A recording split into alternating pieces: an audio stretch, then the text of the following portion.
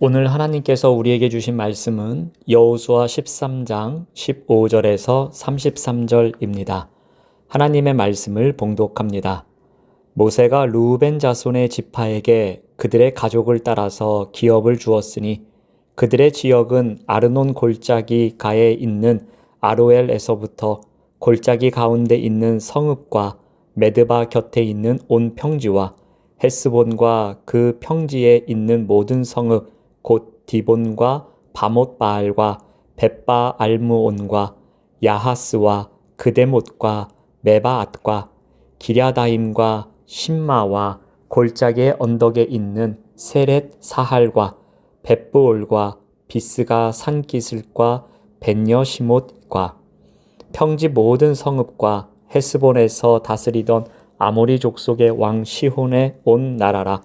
모세가 시혼을 그 땅에 거주하는 시혼의 군주들 곧 미디안의 귀족 에위와 레겜과 술과 훌과 레바와 함께 죽였으며 이스라엘 자손이 그들을 살육하는 중에 부올의 아들 점술과 발람도 칼날로 죽였더라.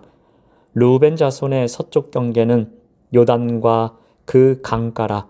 이상은 르우벤 자손의 기업으로 그 가족대로 받은 성읍들과 주변 마을들이니라.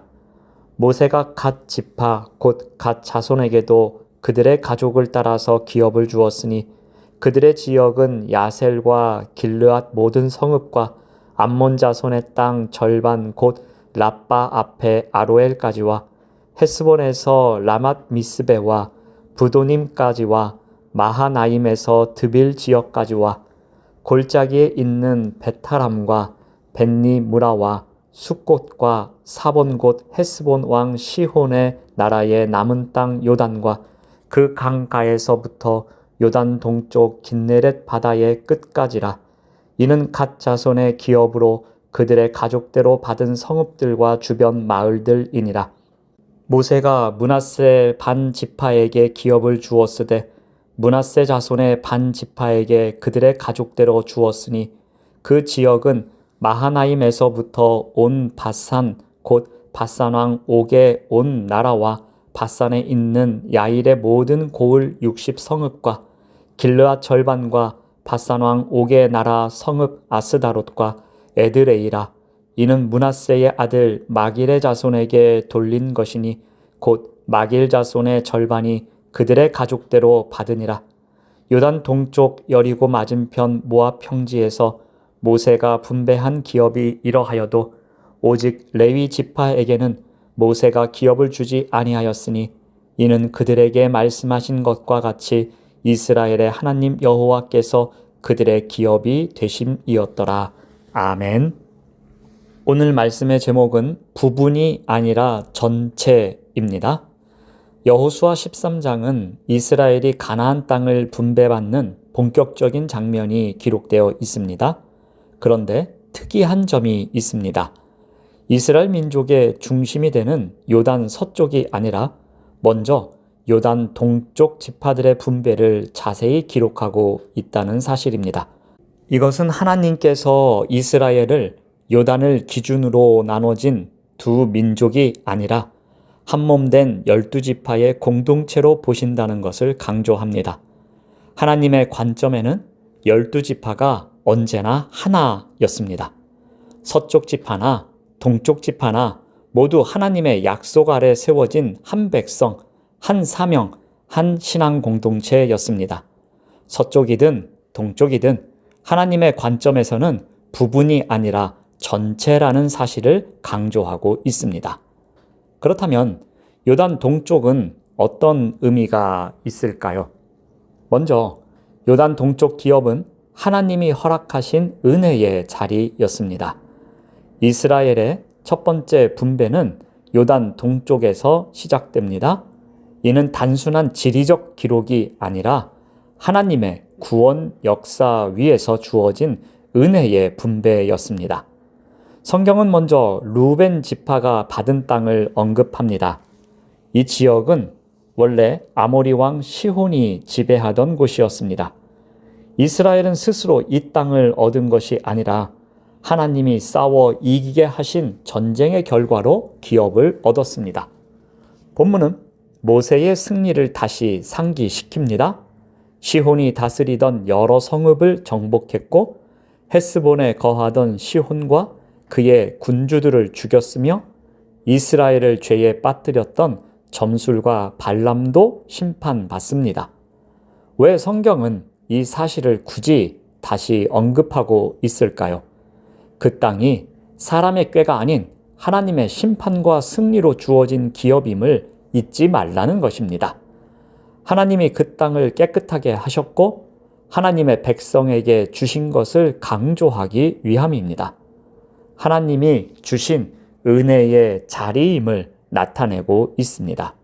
오늘을 살아가는 우리의 삶도 마찬가지입니다. 우리가 누리는 사역, 가정, 직분은 우리가 잘해서 얻은 것이 아닙니다. 하나님께서 맡겨주신 은혜의 자리입니다.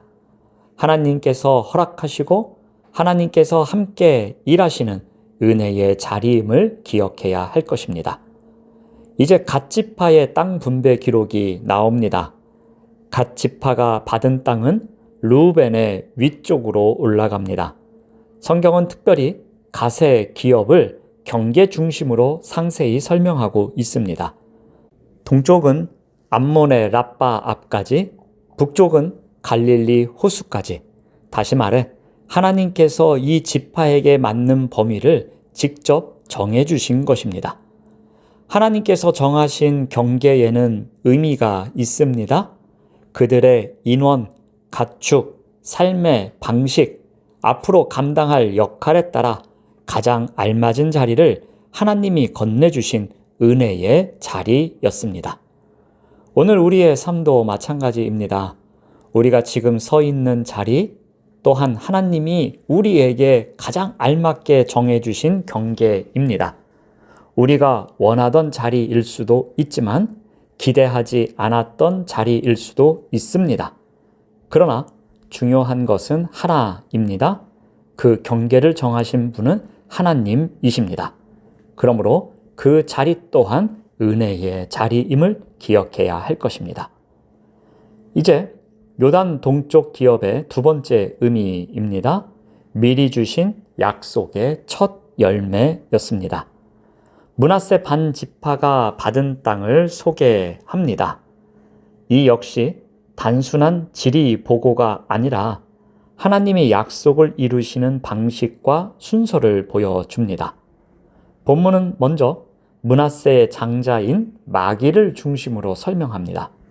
그들의 기업은 마하나임, 바산 왕 옥의 영토, 길르앗의 절반, 그리고 바산의 여러 성읍까지 포함한 광대한 지역이었습니다. 여기에는 놀라운 의미가 담겨 있습니다. 이 지역은 옥이라는 거대한 왕이 다스리던 곳이었습니다. 이스라엘은 전쟁에서 불리했었고 인간적인 가능성은 아무것도 없었습니다. 그러나 하나님이 그 땅을 이미 이스라엘을 위해 준비해 두신 것이었습니다. 하나님께서 이미 앞서 행하시며 약속의 한 부분을 미리 주신 약속의 첫 열매였습니다. 오늘 우리의 삶도 마찬가지입니다. 우리가 아직 성취하지 못한 것이 있어도 하나님은 이미 알고 계십니다. 우리가 도달할 미래를 미리 준비하고 계십니다. 믿음의 사람은 건넌 후에가 아니라 아직 건너기 전에도 하나님을 신뢰하며 걸어가야 하는 것입니다. 이어서 슬로브핫의 딸들 이야기도 나옵니다. 이들은 당시의 여성이 기업을 받는 예외적 사건이었습니다. 민수기 27장에서 그들은 우리 아버지가 아들 없이 죽었다면 우리는 기업을 받을 수 없습니까? 라고 요청했습니다. 하나님은 그들의 요청을 받으시고 옳다, 너희도 기업을 받는다라고 선언하셨습니다. 여호수아 13장은 바로 이 이야기를 상기시킵니다. 이것은 단순한 가족 기록이 아닙니다. 하나님의 공의는 지파의 크기나 성별과 상관없이 흐른다는 선언이기도 합니다. 이를 통해 하나님의 공의를 강조하고 계십니다. 약한 자, 소외된 자, 아무도 주목하지 않는 자에게도 정확하게 기억하시고 정확하게 기업을 나누어 주십니다. 오늘 우리의 삶도 동일합니다. 교회 공동체 안에서 공평하게 세우고 돌보는 사역이 있어야 할 것입니다.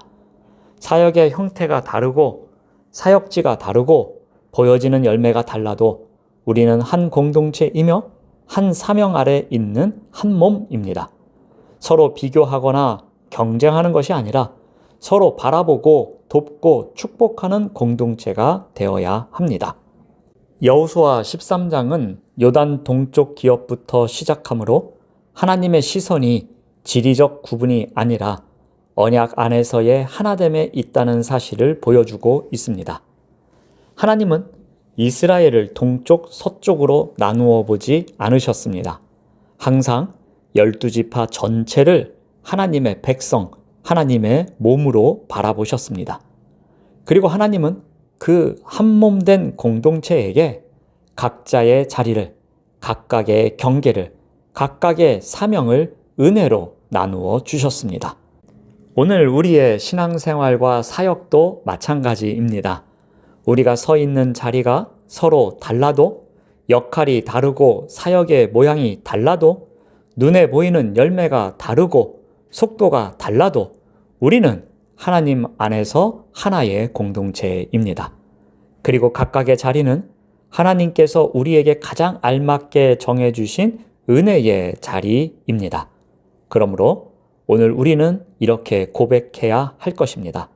하나님, 저에게 주신 자리에서 비교하지 않고 불평하지 않고 성실하게 감사하게 한 몸을 이루게 하여 주시옵소서라는 기도가 있어야 할 것입니다. 하나님은 언제나 부분이 아니라 전체로 일하십니다. 우리 각자의 자리를 통해 교회 전체를 세우시고 우리 각자의 순종을 통해 공동체 전체에 은혜를 흘려 보내십니다. 그러므로 오늘도 하나님께서 우리에게 허락하신 자리에서 각자 받은 은혜의 영역에서 약속의 첫 열매를 바라보며 한몸된 하나님의 공동체로 살아가시는 우리 모두가 되시기를 바랍니다. 기도하겠습니다. 하나님 감사합니다. 우리를 부르신 자리에서 각자 받은 은혜의 자리에서 한몸된 하나님의 공동체로 살아가는 우리 모두가 되도록 인도하여 주시옵소서. 예수님의 이름으로 기도드립니다. 아멘.